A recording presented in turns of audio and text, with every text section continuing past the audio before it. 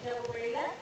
ସେ କେମିତି ଜଣା ପଡ଼ିଲେ ନା ନିରାମୟ ନିରଞ୍ଜନ ନିରାକାର ଆଭା ଭାବରେ ସେ ପ୍ରତିଭାତ ହେଲେ।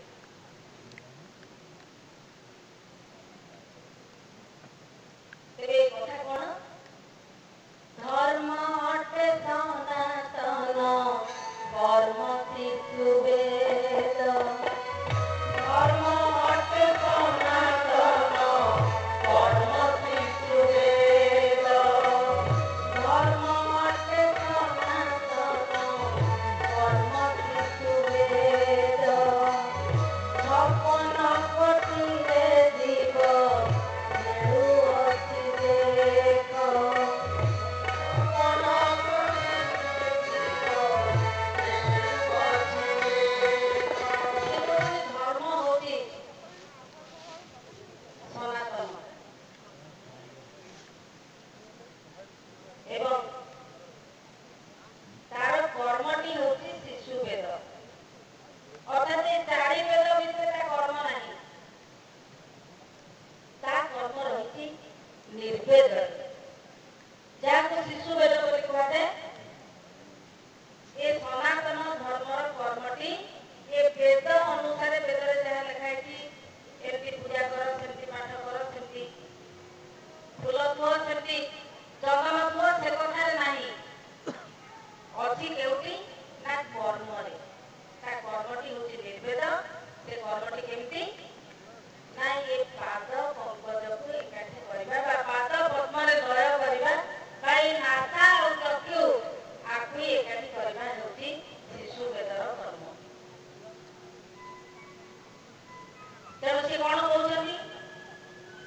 ଧର୍ମ ଅଟେ ସନାତନ କର୍ମ ଶିଶୁ ବେଦ। ଆତ୍ମାକୁ ଚିହ୍ନିଲେ ମୋକ୍ଷ ପାଇବ ଜୀବ। ଆତ୍ମାକୁ ଚିହ୍ନିଲେ ମୋକ୍ଷ ପାଇବ ଜୀବ। ପିଣ୍ଡ ବ୍ରହ୍ମାଣ୍ଡର ତତ୍ତ୍ୱ ଜ୍ଞାନ ଉପଦେଶ। ପିଣ୍ଡ ବ୍ରହ୍ମାଣ୍ଡର ତତ୍ତ୍ୱ ଜ୍ଞାନ ଉପଦେଶ। ଛପନ କୋଟିରେ ଜୀବ ମିଳୁଅଛି ଦେଖ। ଛପନ କୋଟିରେ ଜୀବ ମିଳୁଅଛି ଦେଖ। ସୂଚନ ହେ ପାଞ୍ଚ ମନ ଏକ କର।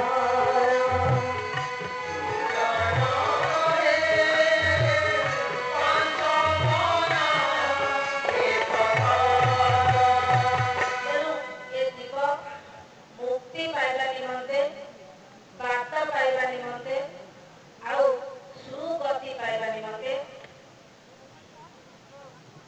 କ'ଣ ଆବଶ୍ୟକ ନା ସେ ଯୋଉଠୁ ଆସିଥିଲା ସେ ସ୍ୱାମୀଙ୍କ ନିକଟରେ ଯାଇ ମିଶିଯିବ। ଆଉ ସେତିକି ହେବା ନିମନ୍ତେ ଏ ଆତ୍ମାକୁ ଚିହ୍ନିବା ଆବଶ୍ୟକ। ଆଉ ଏ ପିଣ୍ଡ ବ୍ରହ୍ମାଣ୍ଡ ତତ୍ତ୍ୱ ଜାଣିବା ଆବଶ୍ୟକ। ଏ ଯାହା କିଛି ବ୍ରହ୍ମାଣ୍ଡରେ ଅଛି ସବୁ କିଛି ଏ ପିଣ୍ଡରେ ଅଛି। ଆଉ ଏ 56 କୋଟିରେ, ଏ 56 କୋଟି ଜୀବ ଜଗତରେ ତାଙ୍କର ଉପସ୍ଥିତି ରହିଛି। ଏତିକି ଜାଣିଲେ ଏ ଧର୍ମକୁ ବୁଝି ହବ। ଆମେ ଆରମ୍ଭରୁ କଥା ପକେଇଥିଲେ ଧର୍ମ ହଉଛି ଗୋଟିଏ କଥା, ଯେମିତି ଲାଗୁଛି ଗୋଟିଏ ଅକ୍ଷର ଦି ଫାଳ ହେଇକି ଓଲଟିକି ପାଖାପାଖି ହେଇକି ରହିଯାଇଛନ୍ତି ଆଉ ଗୋଟେ ରେଫ୍ଟେ ଲାଗିଛି। ସେଇ ସମ୍ପର୍କରେ ଆମର ସବୁ ବକ୍ତାମାନଙ୍କୁ ମୁଁ ଅନୁରୋଧ କରୁଛି, ଆଜିର ସଭାକୁ ଏ ନାମ ବ୍ରହ୍ମର ପ୍ରସଙ୍ଗକୁ ଆଲୋକିତ କରିବେ। ଯାହାକୁ ଆଜିକାଲି ଲୋକେ ଟିକେ ଇଂରାଜୀ ଭଲ ବୁଝୁଛନ୍ତି, ତେଣୁ ହାଇଲାଇଟ୍ କରିବେ ବୋଲି ମୁଁ କହୁଛି। ତେଣୁ ଏଇ ହଉଛି ଧର୍ମର କଥା, ନାମ ଆଉ ବ୍ରହ୍ମ। ତେଣୁ କ'ଣ କରିବୁ ତୁ? ସାକ୍ଷ ଲକ୍ଷ୍ୟ ମିଳାଇବୁ ପ୍ରତ୍ୟକ୍ଷ ମନରେ। ପାଞ୍ଚ ମନ ଏକ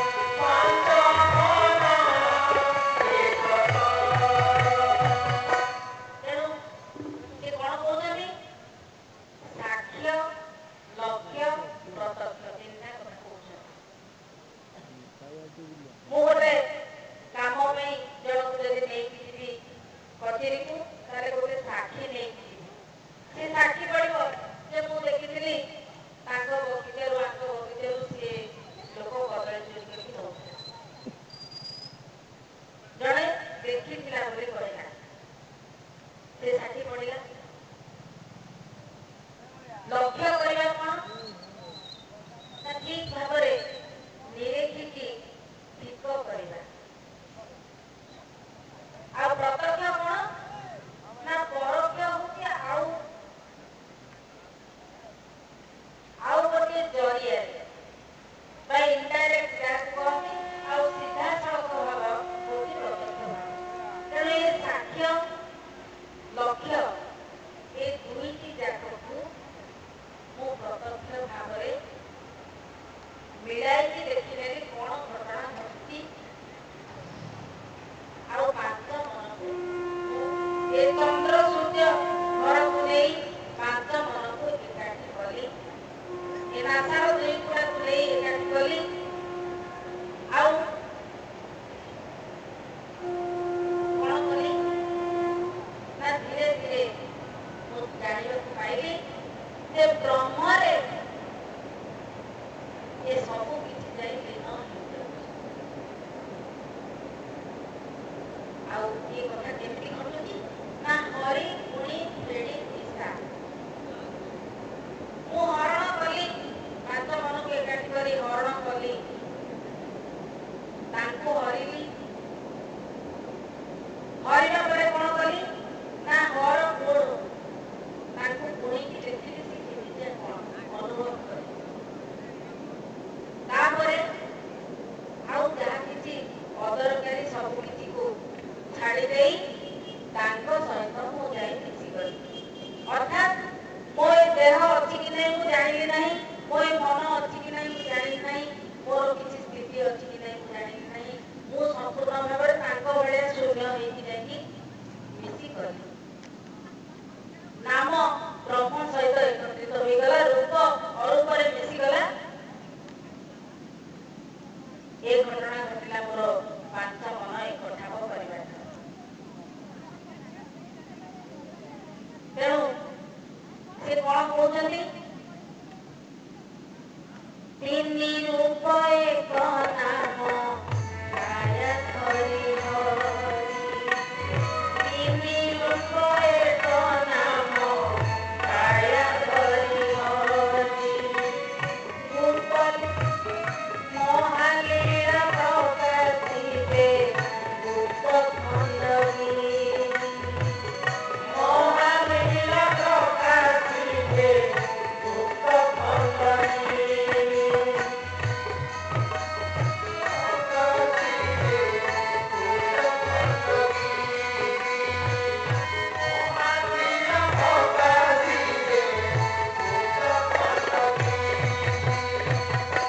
ସେ କହୁଛନ୍ତି ତିନିଟି ରୂପ, ଗୋଟିଏ ନାମ। ଏମିତି ଗୋଟେ କାୟା ବା ଶରୀର ଧରିକି ହରି ମହାଲୀଳା ପ୍ରକାଶ କରିବେ କେଉଁଠି ନା ଗୁପ୍ତ ଖଣ୍ଡଗିରି। ଗୁପ୍ତ ଖଣ୍ଡଗିରି ବୋଲି ଗୋଟେ ସ୍ଥାନ ଅଛି, ସେଇଠି ମହାଲୀଳା ତାଙ୍କର ପ୍ରକାଶ ହେବ। ତିନିଟା ରୂପ କଣ? ଜଗନ୍ନାଥ, ସୁଭଦ୍ରା, ବଳଦେବ। ଏମିତି ତିନି ପ୍ରକାର ରୂପ ଆମେ ଦେଖୁ ସେଠି ବସିଛନ୍ତି। ନାମ ଏ ତିନି ଜଣଙ୍କୁ ମିଶାଇ ଗୋଟେ ହେଇଯିବ, ସେ ହଉଛି ଅନନ୍ତ ବଳଦେବ, କେଶରୀ ଜଗନ୍ନାଥ, ଦେବ ସୁଭଦ୍ରିକା। ଅନନ୍ତ କେଶରୀ ଦେବ, ଏମିତି ତିନୋଟି ନା। ଶରୀର ଗୋଟିଏ, ଏଇଭଳି ସେ ପ୍ରକାଶ କରିବେ ତାଙ୍କର କାୟା ଆଉ ମହାଲୀଳା ଗୁପ୍ତ ଖଣ୍ଡଗିରିରେ ପ୍ରକାଶ କରିବେ। श्रुति चक्रवर्ती राजा अनंत केसरी देव विद्या तन्मे भगवान हरि बोलो। ତେଣୁ ସେ ହେଉଛନ୍ତି ନିଜେ ସବୁ କିଛିର ମାଲିକ। ଏ ନାମ ବ୍ରହ୍ମ ସବୁ କିଛି ସେଇ। କେମିତି? ଅନନ୍ତ ଯେ ଏକାକ୍ଷର ଶେଷ ଦେବ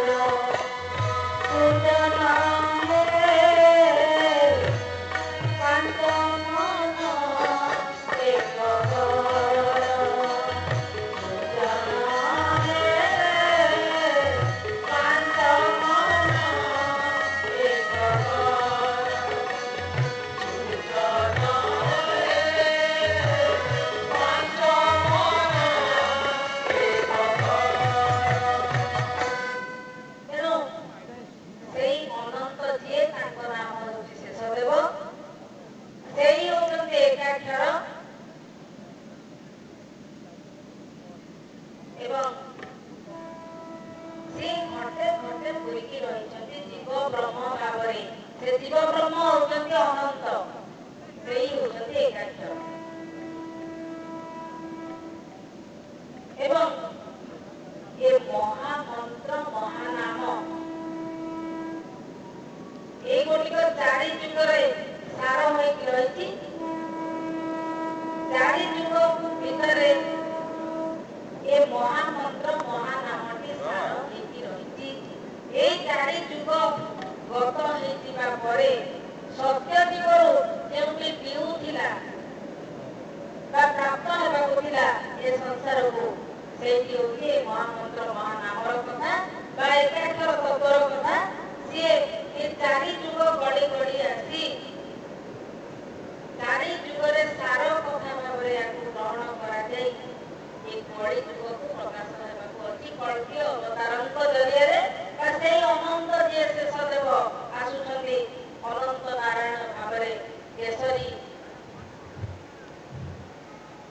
ସହିତ ଯୁକ୍ତ ହୋଇ ମାଙ୍କୁ ବି ସାଙ୍ଗରେ ଧରି ସବୁ କିଛି ତାଙ୍କରି ଭିତରେ ଏକତ୍ରିତ ରହି ସିଏ କଳ୍କୀ ଅବତାର ଭାବରେ ଆସୁଛନ୍ତି। ଇଏ ଘଟଣା ସବୁ କିଛିରେ ବିଶ୍ୱାସ ହେଉଛି ମୂଳ। ନିଷ୍କାମ ଭକ୍ତି ଯୋଗ ଏବଂ ବିଶ୍ୱାସ ହେଉଛି ମୂଳ। ଏ ପାଞ୍ଚ ମନ ଏକତ୍ରିତ ଏହିପରି ଭାବରେ ହୁଏ। ତେଣୁ ଏ ଘଟଣାକୁ କହି କହି କହି କହି ଆରମ୍ଭରୁ 34 ବର୍ଷ ବିତିଗଲା। ଏଇ ଘଟଣାକୁ କେବଳ ଏ ଯେତିକି କଥା ଆମେ ଏଠି କଥାବାର୍ତ୍ତା ହେଲେଣି, ଏଇ କଥା ଗଣ ଦଳ କହି କହି ତା ଭକ୍ତମାନେ କେତେ ଆସିଲେଣି କେତେ ଗଲେଣି। ଏବେ ଆଉ ପୁରୁଣା ଲୋକମାନେ କେହି ବି ଦେଖିବାକୁ ମିଳୁନାହାନ୍ତି। ବହୁତ ଜଣେ ଦି ଜଣ ଏଠି କାର୍ଯ୍ୟକ୍ରମ ମାନଙ୍କୁ ଆସୁଛନ୍ତି। ସେମାନେ କିଏ କୁଆଡେ ଗଲେ, କାହିଁକି ଗଲେ, କଣ ଘଟିଲା କିଛି ବି ଜଣାପଡୁନି। ଗଣ ଦଳର କଥାବାର୍ତ୍ତା ସେଇଆ ରହିଛି। ସେଇ ଆତ୍ମତତ୍ଵ ବ୍ରହ୍ମ ଜ୍ଞାନ ସବୁ କିଛି ଧାରା ସେଇପରି ଭାବରେ ରହିଛି। ରାତି ରାତି ଏମିତି ବିତି ଚାଲିଛି। ଆଉ ଯିଏ ତାକୁ କରିଛନ୍ତି ସେ ଅଶେଷ ଯାତନା ସହିକି ରାତି ରାତି ଦିନ ଦିନ ନାନା ଚିନ୍ତାଗ୍ରସ୍ତ ରୋଗଗ୍ରସ୍ତ ହେଇଯାଇକି ତାକୁ ଗଡେଇ ଗଡେଇ ଆଣିଛନ୍ତି। କେବଳ ଏତିକି କଥା, ନିଷ୍କାମ ଭକ୍ତି ଯୋଗ ବିଶ୍ୱାସ ହିଁ ମୂଳ। ଚାରି ଯୁଗରେ ସାର ଯୋଉ କଥା ରହିଛି ତାକୁ ଏ ଯୁଗରେ ଦାଣ୍ଡରେ ପଡିକି ହାଟରେ ଗଡା ହଉଛି। କିନ୍ତୁ ତଥାପି ଲୋକ କଣ ଚାହୁଁଛନ୍ତି, କାହିଁକି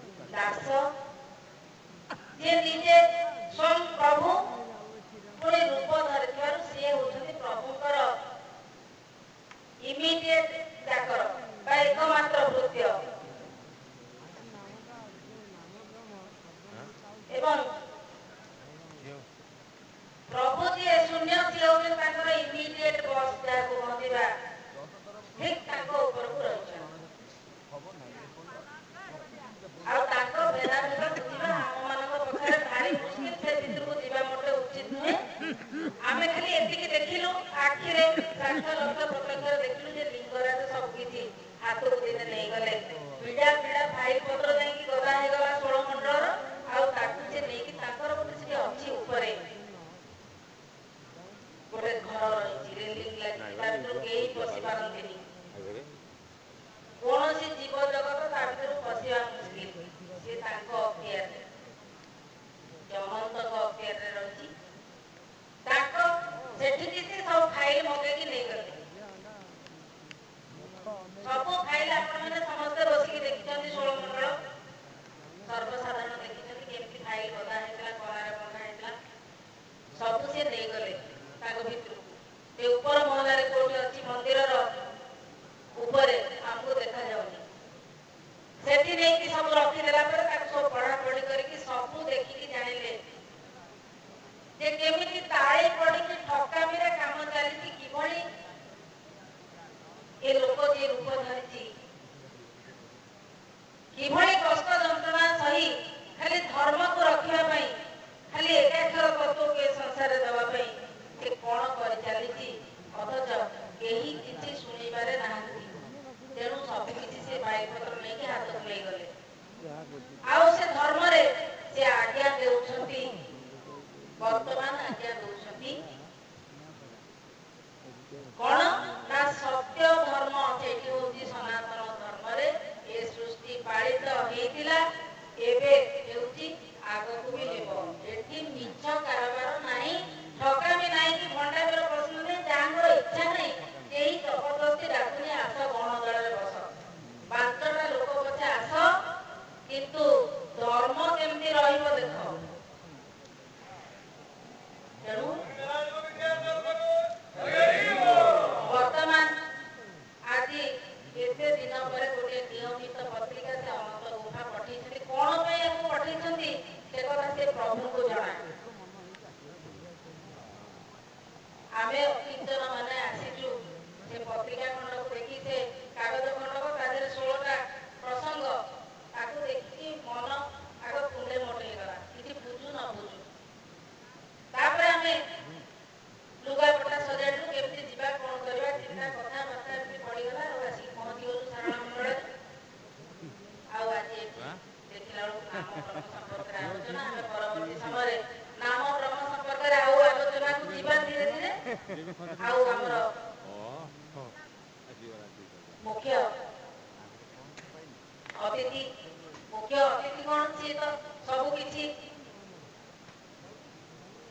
अतिथि भावरे अतिथि बेसर से आसीछंती किंतु सब किछि तांकरे ठारो आरंभ होईछि आ सरीबो भी तांकरे ठारे माने गलु कारण सरीबो अनंत नामे अंत नाही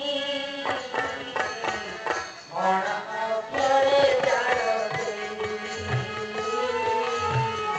अणअक्षरे जाणते अणअक्षरे जाणते जन्म देवे अगोचर काहु जानिबे नर ठार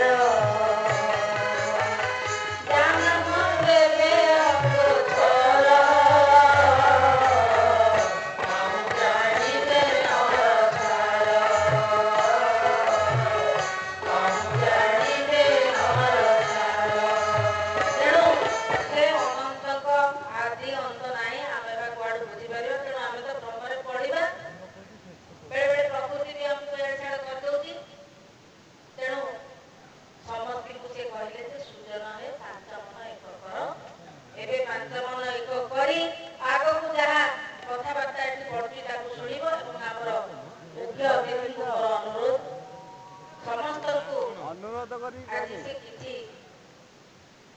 दान करिवे दया करिवे दान करंतु कि न करंतु किछि दया करिवे तेबे एबे आसंतु आमे परवर्ती समय हमर प्रबोधक मानक निकट को जिबा मु आपन मानक केवल उपक्रम एतिकी कहि सुनाई देली हमर प्रथम वक्ता हमर सारला मंडल शत्रुघ्न स्वयं निकट को जाउची से आपन मानक किछि कहि सुनाइबे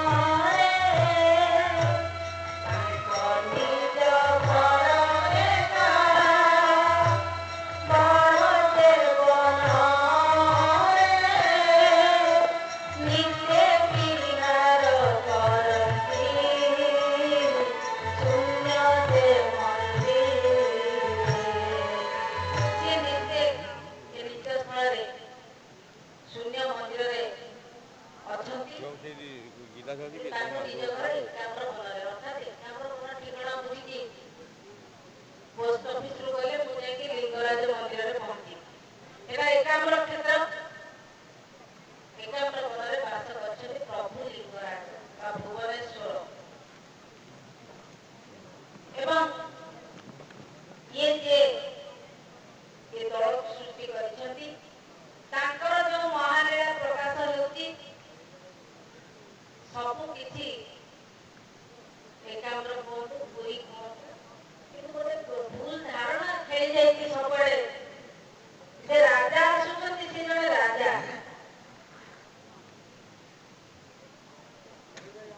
ସେ ମହାପୁରୁଷ ଅଚ୍ୟୁତାନନ୍ଦ ବି ଲେଖିଛନ୍ତି, ଦ୍ୱାଦଶ ରାଜା ମଧ୍ୟ ଶ୍ରେଷ୍ଠ ଜାଣ, ରାଜା ନରସିଂହ ଅଟେ ପ୍ରମାଣ। ତାଙ୍କ କଥା ଶାସ୍ତ୍ର ପୁରାଣରେ ରହିଛି। ସେ ମନମୁଖୀ ଭାବରେ ନା ସାମ୍ନାରେ ରାଜା ଯୋଡ଼ି ନାହାନ୍ତି। ସେ କିଭଳି କଣ ବାଦଳା ପାନ୍ତି, କିଭଳି ଅଭିଷେକ, ସେସବୁ ଅନେକ କଥା ଅଛି। ତାକୁ ଏଠି ଆଲୋଚନା କରିବା ପ୍ରସଙ୍ଗ ନାହିଁ। ପ୍ରସଙ୍ଗ ହେଉଛି ନାମ ବ୍ରହ୍ମ। ତେବେ ଅନେକ ଜାଗାରେ ମିଥ୍ୟାର ପ୍ରଚାର ହେଇଯାଉଛି ବା ଭୁଲରେ ସବୁ ଧାରଣା ହେଇଯାଉଛି ଯେ ଇଏ ପୁରୀ ଗଜପତି ଆସିଛନ୍ତି। କିଏ କହୁଛି ଗଜପତି ରାଜା, କିଏ କହୁଛି ପୁରୀ ରାଜା। ତେଣୁ ଆମ ଉଦ୍ଘାଟକ ମହାଶୟ ବି ସେ ପୁରୀରୁ ଆସିଛନ୍ତି ବୋଲି କହୁଥିଲେ। ଏମିତି ସବୁ କଥା। ତେବେ ଛାଡ଼ନ୍ତୁ, ଆମର ଶତ୍ରୁଘ୍ନ ସ୍ୱାଇଁଙ୍କଠୁ ଶୁଣିବା। ମୁଁ ଗୋଟିଏ କଥା ଆପଣମାନଙ୍କୁ ସୂଚାଇ ଦେବାକୁ ଚାହେଁ ଯେ ଶାରଳା ମଣ୍ଡଳର ଯେତେକ ଯିଏ ଆସିଛନ୍ତି ଭକ୍ତମାନେ, ଆଜି ତାଙ୍କର ଏ ପ୍ରଥମ କାର୍ଯ୍ୟକ୍ରମଟି ଶାରଳା ମଣ୍ଡଳରେ ହେଉଛି। ଆମେ ନିଶ୍ଚିତ ଭାବରେ ମନେ କରିବୁ ଯେ ସମସ୍ତେ ଆସିଛନ୍ତି। ମଣ୍ଡଳର ପୁରା ପୁରୁଣାଠୁ ଆରମ୍ଭ କରି ଏ ଗଣ ଦଳରେ ସର୍ବପ୍ରଥମେ ଯେତେବେଳେ ଗଣ ଦଳ ହେଇଥିଲା ସେତେବେଳକୁ ଯେଉଁମାନେ ରହିଛନ୍ତି ଏପର୍ଯ୍ୟନ୍ତ ସମସ୍ତଙ୍କୁ ଆସିବାକୁ ଖବର ଦେବାକୁ କୁହାଯାଇଥିଲା। ତାଙ୍କ ମଣ୍ଡଳ ସଭାପତି କିଭଳି ଭାବରେ ଖବର ଦେଇଛନ୍ତି, ଗାଁ ନିକଟରେ ଖବର ପହଞ୍ଚିଛି ନ ପହଞ୍ଚିଛି, ସେ ସବୁ କଥା ଅନନ୍ତ ଗୁମ୍ଫା ନିକଟରେ ଖବର ରହିଛି। କାରଣ ଇଏ ତ ଆଉ ଆମ ହାତରେ ନାହିଁ। ତାଙ୍କ ନିକଟରେ ସିଏ ଶୂନ୍ୟ ଲୋକ, ଶୂନ୍ୟରେ ତାଙ୍କର ଖବର ଅନ୍ତର ଦିଆ ନିଆ, କିଏ କୋଉଠି ଉଡ଼ିକି ଯାଇକି କେମିତି ଦଉଥିବ, ଏ ପୋଷ୍ଟ ମୋବାଇଲ, ସେ ଡାକ, ଏସବୁ ଦରକାର ନାହିଁ। ତେଣୁ ତାଙ୍କ ନିକଟରେ ଖବର ଅଛି। ମୁଁ ଅନୁରୋଧ କରିବି, ଯେତେ ଯିଏ ନୂଆ ପୁରୁଣା ଯିଏ ଆସିଛ ଶାରଳା ମଣ୍ଡଳର, ସମସ୍ତେ ଏ କାର୍ଯ୍ୟକ୍ରମ ଶେଷ ପର୍ଯ୍ୟନ୍ତ ରହିବ। ଏ କାର୍ଯ୍ୟକ୍ରମ ସରିବା ପରେ ଆମ ବକ୍ତାମାନେ କିଛି କିଛି କହିଦେବେ ନାମ ବ୍ରହ୍ମ ସମ୍ପର୍କରେ। ତାପରେ ଆମର ପ୍ରଶାସନ ବିଭାଗ ଗୋଟେ ଜରୁରୀକାଳୀନ ବୈଠକରେ ଅନନ୍ତ ଗୁମ୍ଫା ନିର୍ଦ୍ଦେଶରେ ବୁଲୁଛି ମଣ୍ଡଳ ପରେ ମଣ୍ଡଳ ଯାଇଥିଲା ଗତ 6 ତାରିଖରେ ଶାରଳା ମଣ୍ଡଳକୁ।